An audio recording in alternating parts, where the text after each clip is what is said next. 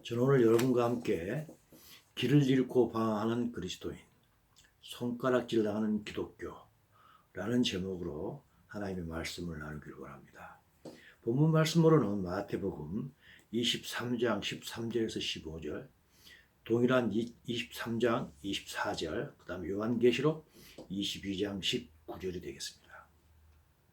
하나님께서 사랑하시는 성숙한 그리스도인이란 어떤 사람들일까요? 그 사람들은 예수님을 자기의 구원자이시며 자기의 주인으로 믿는 사람입니다. 그렇기 때문에 주인이신 예수님께 순종하고자 하는 사람입니다. 예수님께 자신의 눈을 고정시키는 사람입니다. 그래서 히브리서에는 그 말씀이 있죠. 믿음의 주요 또 온전하게 계신 예수를 바라보자. 영어로 보게 되면 Let us fix our eyes on Jesus입니다. 우리의 눈을 예수님께 고정시키는 자가 하나님께서 사랑하는 성숙한 그리스도인이라는 것입니다. 또 있습니다. 그 사람은 예수님을 통하여 여호와 하나님을 다시 만난 사람입니다. 그리고 그분의 계획에 참여하는 사람입니다. 따라서 하나님께서 사랑하시는 성숙한 그리스도인은 하나님 나라에 이르는 길을 발견한 사람입니다. 그 사람은 그 하나님의 나라를 갈망하며 이 세상의 삶이 나그네인 것을 고백하는 사람입니다. 인생의 목표가 새로워진 사람입니다. 그래서 그는 어떻게 될까요? 그의 눈은 어디를 또 한번 보고 있을까요? 고린도후서 4장 18절입니다. 우리가 보는 것은, 주목하는 것은 보이는 것이 아니요 보이지 않는 것이라고 했습니다. 영어로 보게 되면 We fix our eyes on what is unseen. 보이지 않는 하나님의 나라에 우리의 눈을 고정시키는 사람입니다. 그래서 그들은 분명한 목표가 있고 그 분명한 목표에 이르는 분명한 길을 알고 있는 사람입니다. 그래서 그들은 진리를 발견했다고 자부하는 사람들입니다. 그래서 그들은 이 세상의 빛이 되어야 되고 이 세상의 소금이 되어야 되는 사람입니다. 그런데 사실은 어떻겠습니까? 수많은 기독교인들이 외적으로는 손가락질을 당합니다. 그리고 내적으로는 길을 잃고 방황하는 경우를 수없이 많이 보게 됩니다. 왜 그럴까요? 그리고 나는 목사입니다 라는 말을 세상에 나가서 하는 것을 매우 부끄럽게 생각합니다. 뭔가 당당하지 못합니다. 왜 이런 세상이 됐을까요? 왜 이런 기독교가 이렇게 돼버렸고 그리스도인이 이런 손가락질을 당하는 그런 시대가 되어버렸을까요? 요한복음 15장 6절 예수님께서 이 말씀하십니다. 이 말씀은 우리가 알고 있는 포도나무 비유입니다. 사람이 내 안에 거하지 아니하면 가지처럼 밖에 버려져 마르나니 사람들이 그것을 모아다가 불에 던져 사른다고 했습니다. 무슨 말인가요? 우리가 예수 그리스도 안에 거하지 않으면 비록 그리스도인이라고 우리가 이야기하지만 진리를 발견했다고 이야기하지만 우리가 주 예수 그리스도 안에 거하지 아니하면 우리는 마른다는 것입니다. 예수님의 생명이 우리 안에서 있었지만 그 예수님의 생명이 말라버린다는 것입니다. 예수님의 생명이 우리 안에 더 있지 않게 되는 것입니다. 그럴 때 사람들이 웃을 모아다가 불에 던져 사른다고 했던 것입니다. 왜 이런 지경이 됐을까요? 예수님께서 말씀하셨지 않습니까? 예수님 안에 거하지 못하기 때문입니다. 구체적으로 말씀드리자면 우리가 예수 그리스도를 믿는다 하고 입술로는 하나님을 믿는다고 고백하지만 사실은 하나님의 말씀을 믿지 않고 확신하지 않는 것입니다. 또 하나님의 말씀을, 이 성경의 말씀을 왜곡하고 오해하고 곡해하는 것입니다. 그렇다면 무슨 말씀을 왜곡하고 곡해했을까요? 그것은 하나님께서 우리에게 주시고자 하시는 구원에 관한 뼈대의 말씀, 그것을 많이 왜곡했다고 저는 생각합니다. 예를 들면 하나님의 사랑을 오해했고 하나님의 은혜를 곡해했고 하나님에 대한 믿음이 무엇인가를 오해했고 또한 구원을 오해한 그뿐 아닙니다. 예수님의 재림을 왜곡했고 천년왕국을 포함한 하나님의 나라와 7년 환란을 오해하고 왜곡하고 곡해했던 것입니다. 이외에도 수없이 많은 하나님의 말씀을 왜곡시키기 때문에 우리 기독교가 손가락질을 당하고 그리스도인들이 내적으로 길을 잃고 방황한다고 저는 생각합니다. 하나님의 사랑은 끝이 없이 무한한 사랑입니다. 무한대의 사랑입니다. 질적인 면에서도 그렇고 양적인 면에 있어서도 무한대의 사랑입니다. 하지만 하나님의 사랑은 공의의 사랑이십니다. 사랑하는 만큼 질투의 하나님이신 것이죠. 하나님께서 우리를 끝까지 사랑하십니다. 하지만 우리가 만약에 하나님의 사랑, 끝까지 사랑하시는 그 사랑을 우리가 끝끝내 받아들이지 않으면 하나님께서 마침내 철저하게 보응하시는 공의의 하나님이신 것입니다. 하나님께서는 우리를 끝까지 사랑으로 참아주시지만 마침내 심판하실 때는 공의로 심판하신다고 하는 것입니다. 로마서 11장 22절입니다. 하나님의 인자하심과 준엄하심을 보라 했던 것입니다. 하나님께서는 우리를 사랑하시는 인자하심이 있지만 의로 심판하시는 준엄하심이 있다는 것입니다. 보라, 넘어지는 자들에게는 준엄하심이 있으니 너희가 만일 하나님의 인자하심에 머물러 있으면 그 인자가 너희에게 있으리라. 그러나 그렇지 않으면 너도 찍히는 바가 되리라 했던 것입니다. 하나님께서는 사랑으로 참아주시고 사랑으로 인도하십니다. 하지만 마침내 심판하실 때는 공의로 심판하시는 것입니다. 그렇기 때문에 우리는 또한 구원에 대해서 오해를 할 수밖에 없는 것입니다. 구원에 대해서 잘 오해하는 구절이 있습니다. 바로 에베소서 2장 4절에서 5절입니다. 국률에 풍성하신 하나님이 우리를 사랑하신 그 큰 사랑을 인하여 허물로 죽은 우리를 그리스도와 함께 살리셨고 너희는 은혜로 구원을 받은 것이라고 했습니다. 우리는 이 구절을 읽을 때마다 우리는 자신만만해야 합니다. 그리고 우리는 구원되었다고 합니다. 마치 구원이 완료된 듯이 말하곤 합니다. 우리는 구원이 끝났습니다. 구원이 완료됐습니다. 하고 이야기합니다. 하지만 이 구절은 우리의 전인적인 구원에 대해서 하는 말이 아닙니다. 이 구절은 우리의 영의 구원에 대한 이야기입니다. 우리 영의 구원 완료됐다는 이야기입니다. 성경에서 이렇게 말씀하시죠. 허물과 죄로 죽었다고 합니다. 우리가 허물과 죄로 죽었던 우리를 살리신다고 하는데 허물과 죄로 죽은 게 우리의 무엇인가요? 허물과 죄로 죽은 게 우리의 육체인가요? 우리의 혼인가요? 허물과 죄로 죽은 것은 우리의 육체도 아니고 혼도 아닙니다. 우리의 영인 것입니다. 아담과 하와의 죄로 인해서 우리의 영이 죽었던 것입니다. 하지만 우리가 예수님을 믿으면 우리의 죽었던 이 영이 바로 살아나는 것입니다. 이것을 중생 또는 거듭남이라고 하지 않습니까? 요한복음 3장 3절에서 이 말씀이 있죠.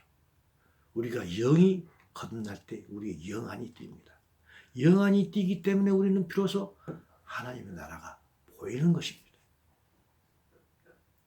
이 영은, 이 영의 구원은 비로소 영이 눈에 띄어서 하나님 나라가 보이는 것은 우리의 전인적인 구원의 시작인 것입니다. 우리의 구원에서 문턱에 접어든 것입니다. 문지방을 바로 넘은 것입니다. 이것은 바로 시작인 것입니다. 계속 우리는 이루어 나가야 되는 것입니다. 그래서 빌립보서 2장 12절을 통해서 사도 바울이 이야기하고 있죠. 그러므로 사랑하는 자들아 항상 복종하여 두렵고 떨림으로 너희 구원을 이루라라고 했던 것입니다.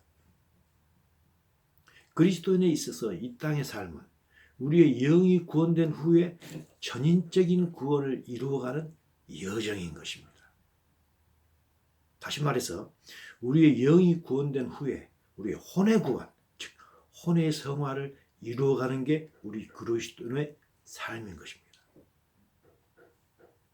바울은 에베소서 2장 5절에서 영의 구원을 이야기했습니다. 그리고 나서 연이어서 2장 10절에서 이 말씀을 하십니다.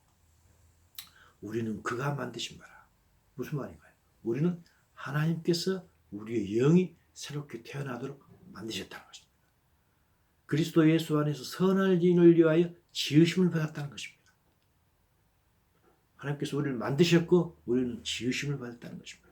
누가 그랬습니까? 하나님께서 우리의 영을 죽었던 영을 살리셨다는 것입니다. 무엇을 위해서 그렇게 했습니까? 무엇을 위해서 그런 일을 하셨습니까? 선한 일을 위하여. 그리고 또 그렇게 말씀하십니다. 우리로 그 가운데서 행하게 하기 위해서, 선한 가운데서 행할 수 있도록 하기 위해서 우리 영을 살리셨다는 것입니다. 그렇다면 선한 일이란 무엇일까요? 선한 일이란 우리가 흔히 말하는 착한 일, 윤리적 도덕적 착한 일, 그것을 꼭 말하는 건 절대 아닙니다. 성경에서 말하는 선한 일이란 우리가 우리의 혼이 하나님의 지정의를 닮아가는 것을 이야기합니다. 혼의 성화를 이야기하는 것입니다. 우리는 이미 하나님에 의해서 우리 영이 살아났습니다. 하나님께서 이렇게 만들고 지으신 것입니다. 우리의 힘도 아니고 능력도 아니고 우리는 아무 관계가 없습니다. 하나님께서 우리를 살려주셔서 영을 살려주심으로 말미암아 우리 영이 깨어난 것입니다. 하나님의 은혜요 능력이고 선물인 것입니다. 그 목적은 무엇인가요? 선한 일, 즉 우리의 혼의 변화를 위해서 하나님께서 우리 영을 살려주신 것입니다. 그래서 베드로전서 2장 25절을 통해서 베드로는 이렇게 이야기합니다. 너희가 전에는 양과 같이 길을 잃었더니 이제는 너희 영혼의 목자와 감독 되신 이에게 돌아왔느니라. 이때 영혼을 영어로 보면 soul입니다. 혼입니다. 우리는 과거에 길을 잃었습니다. 우리의 혼이 병들었던 것입니다. 하지만 이제 우리의 혼의 목자와 감독 되신 예수님께 돌아오신 것입니다. 영이 구원된 후에는 우리의 혼이 변화가 되어야 되는 것입니다. 이것이 선한 일인 것입니다.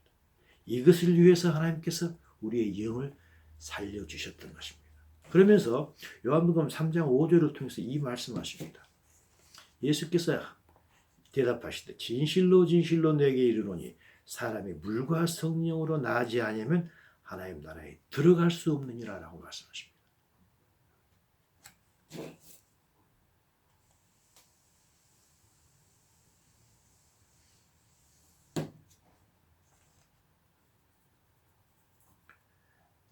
요한복음 3장 3절은 우리 영 안에 뛰어서 하나님 나라를 볼 수 있다는 것입니다. 3장 5절은 영이 뛴 후에는 우리의 혼이 물과 성령으로 새롭게 되지 않으면 하나님 나라에 들어갈 수 없다는 것입니다. 우리 혼의 변화가 됐을 때 보였던 하나님 나라를 비로소 들어갈 수 있다는 것입니다. 우리의 몸은 우리의 껍데기에 불과합니다. 우리의 영이 살아나고 우리의 혼이 하나님의 혼으로 회복될 때 우리의 몸은 예수님 공중강림하실 때 자연스럽게 부활되어 들림을 받게 될 것입니다. 이것이 구원의 완성인 것입니다. 이것이 우리가 방에 들어와서 안방에까지 들어가는 것입니다. 영의 구원은 이제 문턱에 들어선 겁니다. 혼이 구원됐을 때 우리의 몸은 자연히 전인적인 구원이 됩니다. 이것이 바로 우리가 안방에 들어가는 것입니다. 이것이 구원의 완성인 것입니다. 그러나 아까 읽었던 에베소 2장 4절 5절 이것을 통해서 우리는 우리의 구원, 영의 구원이 우리 구원의 완료인 것으로 오해합니다. 그래서 우리는 교회에 출석하면 다 구원됐다고 이야기합니다. 오해인 것입니다. 그들에게는 혼의 변화라는 커다란 숙제를 망각하게 됩니다. 혼의 변화가 빠져있기 때문에 그들의 삶은 믿지 않는 자와 거의 동일하거나 오히려 뒤떨어지는 것입니다. 그래서 손가락질 당하는 것입니다. 하나님은 무엇으로 심판하시나요? 베드로전서 1장 17절을 통해서 분명하게 말씀하십니다. 외모로 보시지 않고 각 사람의 행위대로 심판한다고 했습니다. 하나님께서는 우리의 행위대로 심판하십니다. 하지만 이걸 오해해서는 안 됩니다. 이 행위라는 것은 율법을 지키기 위해서 억지로 하는 행위가 아닙니다. 이 행위는 우리의 혼의 변화에 의해서 나타나는 자연스러운 행위인 것입니다. 하나님께서는 우리가 교회에 출석하는가, 출석 여부에 의해서 심판하지 않으십니다. 믿음에 의해도 심판하지 않습니다. 믿음에 의한 혼의 변화에 따른 행위로 심판하는 것입니다. 왜 그렇습니까? 성경이 말하는 믿음이란 혼의 변화에 의한 선한 행위를 포함하기 때문입니다. 그래서 베드로는 이야기했지 않습니까? 베드로전서 1장 9절에서 이 말씀하셨죠. 믿음의 목적이 무엇인가? 믿음의 결국이 무엇인가? 그것은 영혼의 구원. 영어로 보게 되면 soul의 the salvation of soul입니다. 우리의 혼이 구원되는 것, 혼이 성화되는 것, 혼이 변화되는 것이 우리의 믿음의 목적이라는 것입니다. 영의 구원은 오직 하나님의 은혜요 선물입니다. 우리의 노력은 아무런 힘도 발휘하지 못합니다. 하지만 혼의 변화는 하나님의 은혜와 하나님의 사랑만으로는 되시지 않습니다. 거기에는 인간의 책임과 의지도 반드시 작용되어야 하는 것입니다. 그래서 베드로 후서 1장 10절을 통해서 사도 베드로는 이렇게 이야기하죠. 형제들아 더욱 힘써서 너희 부르심과 택하심을 굳게 하라 했습니다. 하나님께서는 우리를 부르셨고 택하셨습니다. 이걸 굳게 하기 위해서 너희는 더욱 힘쓰라는 것입니다. 우리가 해야 될 부분이 있다는 것입니다. 혼의 변화를 무시한 채 영의 구원을 전인적 구원이 완료된 것으로 생각한다면 엄청난 오해인 것입니다. 또 우리가 오해하는 구절이 있습니다. 믿음에 대한 오해입니다. 사도행전 16장 31절에서 예수님께서 사도 바울이 이렇게 이야기하죠. 주 예수를 믿으라. 그리하면 너와 내 집이 구원을 받으리라 했습니다. 이때 영어로 보게 되면 believe in으로 되어 있습니다. 그냥 believe로 되어 있는 게 아닙니다.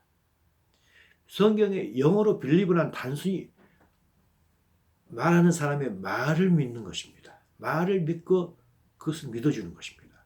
이 믿음도 아주 소중합니다. 하지만 성경에서 말하는 believe란 believe in의 믿음입니다. believe in의 믿음은 믿는 대상을 닮아가기를 원하는 믿음인 것입니다. 말만 믿는 게 아니라 믿는 대상의 닮아가기를 원하는 그 믿음까지 이야기하는 것입니다. 그래서 우리는 잘못하면 난 믿습니다 하면 구원받았다. 그게 아닙니다. 얼마나 닮아가기를 원하는가, 얼마나 진지한 믿음을 갖고 있는가, 거기에 달려있는 것입니다. 또 오해하기 쉬운 구절이 있습니다. 바로 요한복음 1장 12절입니다. 영접하는 자 곧 그 이름을 믿는 자들에게는 하나님의 자녀가 되는 권세를 주셨다고 합니다. 믿는 자들에게는, 우리는 흔히 이렇게 이야기합니다. 내가 믿는다고 영접 기도를 하면 내가 바로 하나님의 자녀가 됐다라고 생각합니다. 전혀 아닙니다. 도깨비 방망이가 아닌 것입니다. 성경에 나와 있는 말씀 그대로인 것입니다. 영접하는 자, 곧 그 이름을 믿는 자, 여기도 빌립인입니다. 그 이름을 진심으로 믿는 자들에게는 하나님의 자녀가 되는 권세를 받은 것입니다. The right to become son of God입니다. The right를 받은 것입니다. 권세를 받은 것입니다. 그 권세를 어떻게 잘 사용하는가 사용하지 않는가에 의해서 우리가 하나님의 자녀가 되고 안 되고가 결정되는 것입니다.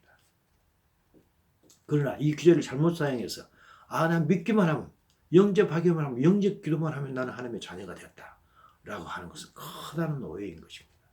마치 영의 구원을 구원의 완료라고 오해하듯이 나는 예수를 믿어 하면 이미 하나님의 자녀가 된 것으로 오해하는 것을 너무 자주 보게 되는 것입니다. 이것을 오해하기 때문에 우리는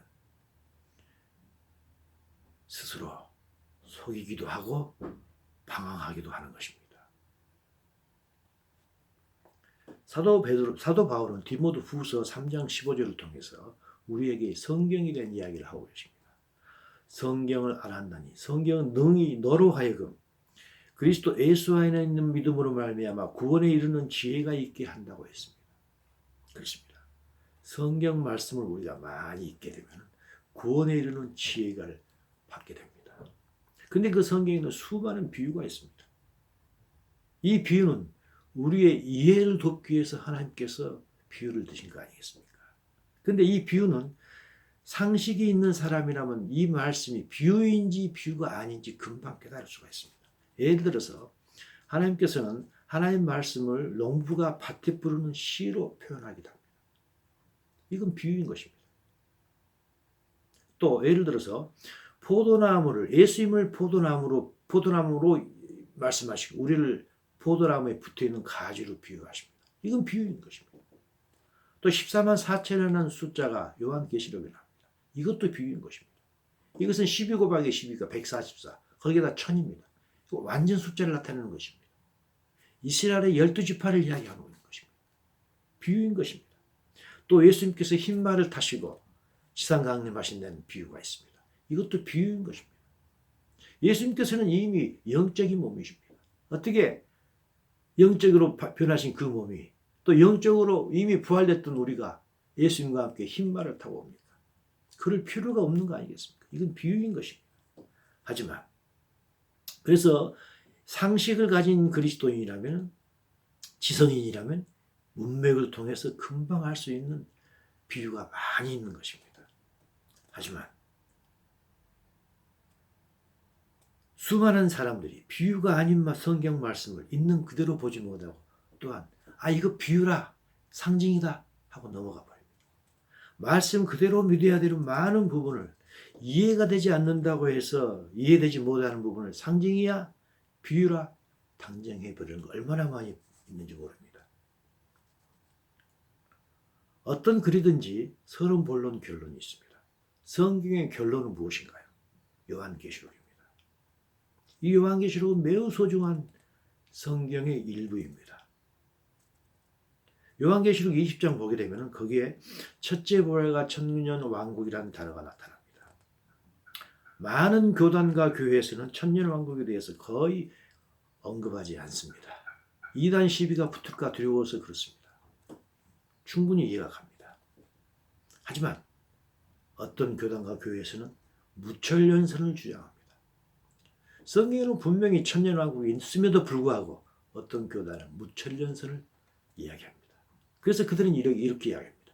지금 현재 예수님의 초림과 재림 사이에 살고 있는 지금이 천년왕국이라고 이야기합니다. 말도 안 되는 소리 아니겠습니까? 적어도 천년왕국이 되기 위해서는 사탄이 무저음 속에 갇혀야 됩니다.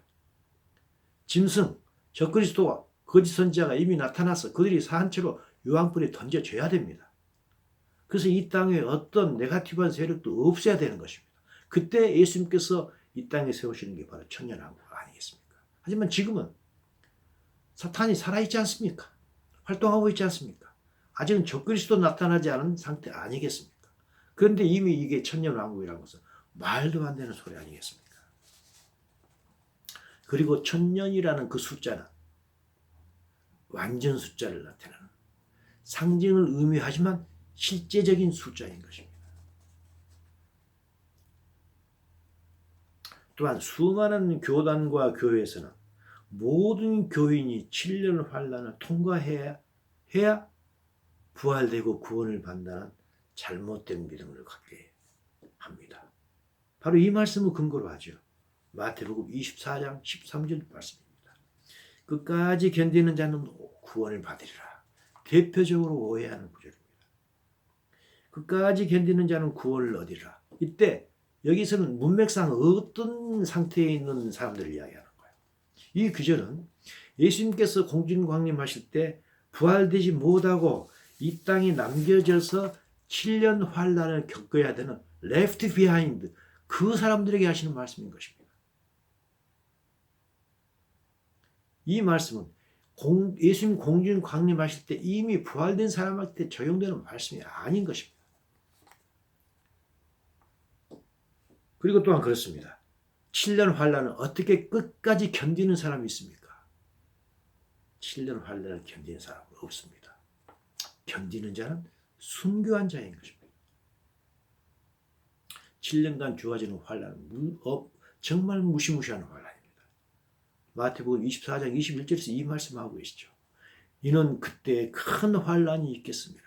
창세로부터 지금까지 이런 환란이 없었고 후에도 없으리라. 정말 무시무시한 환란인 것입니다.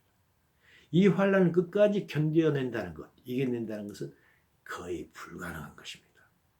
이것을 이겨내는 것은 결국 오로지 순교라고 저는 생각합니다. 그래서 요한계시록 20장 4절을 보게 되면 천년왕국 말씀이 나옵니다. 이 말씀 길기 때문에 저는 A와 B 두 구절로 나누어 보았습니다. 먼저 20장 4절 전반부를 보겠습니다. 내가 보좌들을 보니 거기에 앉은 자들이 있어 심판하는 권세를 받았더라. 그들이 그리스도와 더불어 천년 동안 왕노릇 한다고 되어 있습니다. 이때 거기에 앉은 자들은 어떤 자들일까? 그들은 공중 강림하실 때 미리서 부활되어서 천년 왕국에 들어가서 보좌 위에 앉은 자들입니다. 첫째 그룹인 것입니다. 천년 왕국에 들어가는 첫째 그룹인 것입니다. 그 다음에 20장 4절 후반부를 보겠습니다. 또 내가 보니,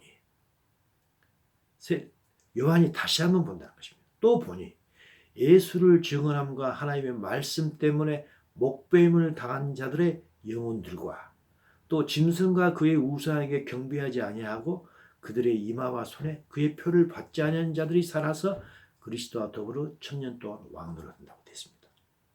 그래서 천년 동안 왕노를 하는 자, 천년 왕국에 들어가는 두 그룹인 것입니다. 먼저 그룹은 이미 부활돼서 올라간 자들입니다. 두 번째 그룹들은 7년 환란 동안에 순교를 당했다. 하나님의 말씀 때문에 목배임을 당한 자들입니다. 그리고 이 한글 성경에는 그들의 영혼들을 과라고 되어 있는데 NIV를 보게 되면 과가 아닙니다. 영혼들, 그리고 그 다음에 그들을 다시 자세히 설명합니다. 즉 짐승과 그의 우상에게 경배하지 아니하고 그들의 이마와 손에 표를 받지 않아서 죽었던 사람들입니다. 그들이 다시 살아서 부활되어서 예수님과 더불어 천년 동안 왕노릇 한다는 것입니다. 그래서 천년왕국이란 예수님 공중마실 때 부활되어서 들림받는 자와 7년 환란 때 순교한 자가 부활되는 그 첫째 부활에 참여하는 온전한 성도에게 천년 동안 주어지는 완벽한 상급인 것입니다. 그래서 7년 환란을 끝까지 견디어내서 살아서 견디는 사람은 없는 것입니다.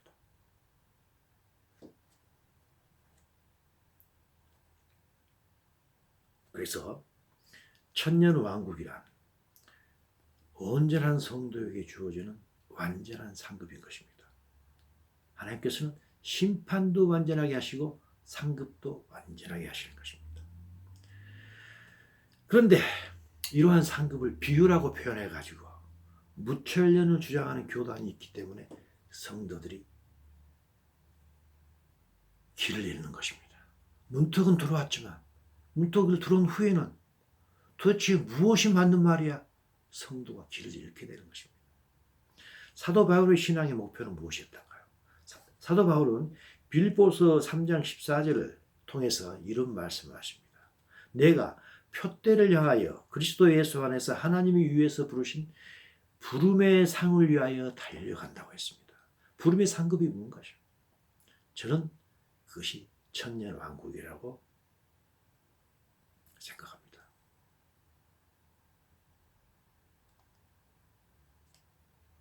이 상급을 당하기 위해서는 먼저 무엇을 해야 될까요? 먼저 강림해야 됩니다. 강림해서 예수님 강림하실 때 부활되고 들림을 받아야 되지 않겠습니까? 그래서 3장 14절에 이 부르심의 상을 위해서 달려간다 하시면서 그 전에서 이 말씀하십니다. 3장 11절입니다. 어떻게 해서든지 죽은 자 가운데서 부활을 이루려 하노니 오직 내가 그리스도 예수께 잡힌 바 된 그것을 잡으려고 달려간다고 했던 것입니다. 사도 바울이 잡으려고 하는 것, 그것은 바로 천년왕국인 것입니다. 그리고 그것을 위해서 먼저 첫째 부활에 이르려고 하는 것이 사도 바울의 신앙의 목표였던 것입니다. 이것을 위해서 상급을 받기 위해서 사도 바울은 매일매일 자신을 쳐서 복종시켰던 것입니다. 그러면서 빌립보서 3장 15절을 통해서 사도 바울이 이 말씀하십니다. 그러므로 누구든지 온전히 이룬 자들은 이렇게 생각할지니, 이렇게 생각한다는 무엇인가요? 첫째 부활에 참여해서 하나님의 상급을 받는 것을 목표로 생각한다는 것입니다. 이렇게 생각할진데 만약에 어떤 일에 너희가 달리 생각할 수도 있다는 것입니다. 달리 생각하면 하나님이 이것도 너희에게 나타내시리라 것입니다. 많은 교단과 교회에서 바울의 이 신앙과 다른 신앙을 갖고 있는 것입니다. 그것이 현실인 것입니다. 예수님이 공중 강림이 없다고 합니다. 그래서 우리는 모두 7년 환란을 통과해야 된다고 합니다. 그리고 지금이 천년 왕국이라고 무천년을 주장합니다. 그들은 하나님 나라를 매우 막연하게 생각합니다. 죽으면 천당쯤 가는 그런 곳으로 생각합니다. 그리고 교회에 출석하고 교회에 충성하면 모두가 죽어서 천당 가는 곳이라고 생각해야 됩니다. 그래서 교회 출석해서 기도를 열심히 하자고 합니다.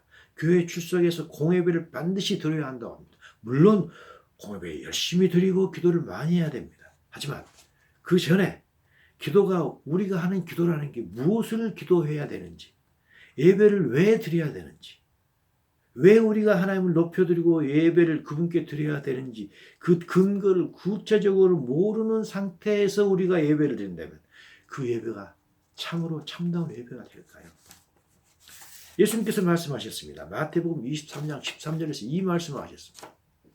화 있을진저 너희는 천국 문을 사람들 앞에서 닫고 너희도 들어가지 않고 들어가려 하는 자도 들어가게 못하게 한다고 했습니다. 너희는 누구일까요? 지금의 이런 자 너희는 누구일까요? 이런 자가 지금도 많이 있다고 생각합니다. 예수님의 공중강림과 지상재림, 7년 환란, 천년 왕국을 잘 알지 못하는 상태에서 하나님께 예배를 드린다면 그 예배는 허공에 드리는 예배가 될 것입니다. 하나님 보시기에 가증한 될 것입니다. 말라기 시대에만 제사가 가증한 것이 아닙니다.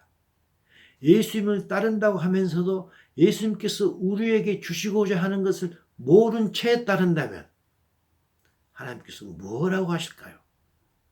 바로 말라기서 1장 10절에 했던 말씀을 우리에게도 똑같이 한다고 생각합니다. 만군의 여호와가 이르노라 너희가 내 제단 위에 헛되이 불사르지 못하게 하기 위하여 너희 중에 성전 문을 닫을 자가 있으면 좋기도다 했던 것입니다.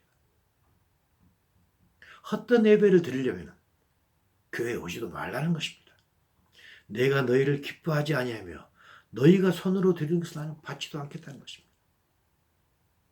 하나님께서 주시려고 하시는 커다란 상급과 선물을 믿지도 않은 채 와서 예배만 드린다.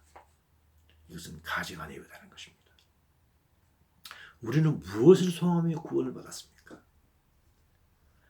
사도 바울이 로마서 8장 23절 24절을 통해서 우리에게 분명하게 말씀하고 있습니다. 우리 곧 성령이 처음 익은 열매를 받은 우직가이고 속으로 탄식하며 양자될 것 곧 우리 몸의 속량을 기다린다고 했습니다. 우리 몸의 속량이 뭔가요? 우리 몸이 부활되어서 휴거되는 거 아니겠습니까? 그러면서 24절에서 이 말씀하시죠. 우리가 이 소망으로 구원을 얻었다고 하는 것입니다. 우리가 구원을 얻은 소망이 뭐냐는 것입니다. 이 소망입니다. 우리 몸이 예수님 강림하실 때 부활돼서 올라가는 것이 바로 이 소망인 것입니다. 이것이 우리가 하나님의 아들로 양아들로 입적되는 양자되는 것 아니겠습니까? 이 부활과 휴거에 대한 말씀이 사라질 때 성도는 길을 잃고 방황하는 것입니다. 결론을 내리도록 하겠습니다. 예수님께서는 하나님 나라에 대해서 이렇게 말씀하셨습니다. 누가복음 17장 20절부터서 24절까지입니다. 먼저 앞귀절을 보도록 하겠습니다. 17장 20절에서 21절입니다. 예수님께서는 바리새인들에게 이야기를 하십니다. 바리새인들이 하나님의 나라가 어느 때에 임하니까 묻거늘 예수께서 대답하여 이르시되 하나님의 나라는 볼 수 있게 임하는 것이 아니다라고 했습니다. 그러면서 하나님의 나라는 너희 안에 있다라고 했습니다. 볼 수 있게 임하는 것이 아니라고 했습니다. 매우 추상적입니다. 하나님께 나라가 임하실 건데 볼 수 있게 임하는 것이 아니라 하시면서 하나님의 나라는 이미 너희 안에 있다고 했습니다. 하지만 연이어서 예수님께서는 제자들에게 또 이야기하십니다. 먼저 말씀은 바리새인들에게 이야기했고 그 다음에 말씀은 제자들에게 하시는 것입니다. 바로 17장 22절 24절입니다. 또 제자들에게 이르시되 때가 이르리니 번개가 하늘 이쪽에서 번쩍이어 하늘 아래 저쪽같이 비춤같이 인자도 자기의 날에 그러하리라. 바리새인들에게는 하나님의 나라가 볼 수 있게 임하지 않는다고 했습니다. 하지만 제자들에게는 볼 수 있게 임한다고 말씀하셨던 것입니다. 예수님께서는 제자들에게 말씀하실 때 보다 구체적이고 현실적인 말씀을 하셨던 것입니다. 그런데 우리 현실은 어떻습니까? 많은 교회에서 하나님의 나라에 대해서 어떻게 말씀하십니까? 마치 예수님께서 바리새인들에게 말씀하셨듯 추상적인 말을 한다고 저는 많이 생각합니다. 하지만 예수님께서는 제자들에게 매우 구체적으로 말씀하셨지 않습니까? 우리는 더 이상 하나님의 나라에 대해서 바리새인처럼 말하는 그런 추상적인 개념이 아닌 하나님의 나라에 대해서 구체적인 개념을 갖기를 원합니다. 하나님께서는 다가올 하나님의 나라에 대해서 계시록을 통해서 이미 우리에게 구체적으로 말씀하셨지 않습니까? 그러나 안타깝게도 많은 교회와 교단들이 이 말씀을 비유라고 해서 본질을 흐려버리고 있다고 저는 생각합니다. 하지만 성경은 말합니다. 예수님 공중광림하실 때 우리는 부활되어서 들림을 받고 7년 후에 예수님과 함께 이 땅에 내려와서 예수님의 왕국이 천년 왕국이 들어간다는 것입니다. 성경 분명히 말씀하고 있지 않습니까? 이 사실을 우리가 분명하게 알고 있다면 우리의 삶의 방식은 보다 선명해질 것입니다. 그리고 혼의 성화가 얼마나 소중한지 알게 될 것입니다. 그래서 더 이상 내적으로 길을 잃고 방황하지 않을 것입니다. 그리고 세상으로부터 손가락질을 당하지 않을 것입니다. 성경 말씀은 있는 그대로 보시기 바랍니다. 부활과 휴거, 천년왕국 그리고 새하늘과 새 땅은 반드시 이루어질 것입니다. 특히 부활과 휴거, 천년왕국은 멀지 않은 미래에 곧 다가올 것입니다. 마지막으로 요한계시록 22장 19절을 같이 보도록 하겠습니다. 요한계시록 22장 19절입니다.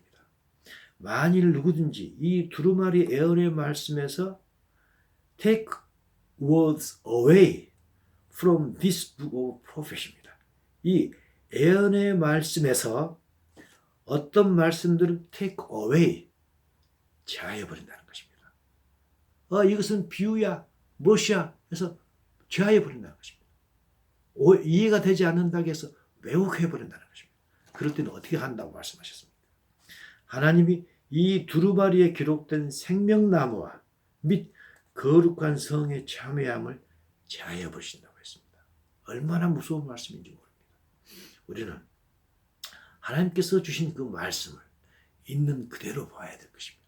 우리가 이해가 되지 않는다고 해서 그 말씀을 떼버리고 이해가 되지 않는다고 해서 짜집게 해버리고 왜곡해버린다면 우리는 결코 하나님께서 원하시는 하나님께서 우리에게 주시고자 하시는 그 상급을 받지 못할 것입니다.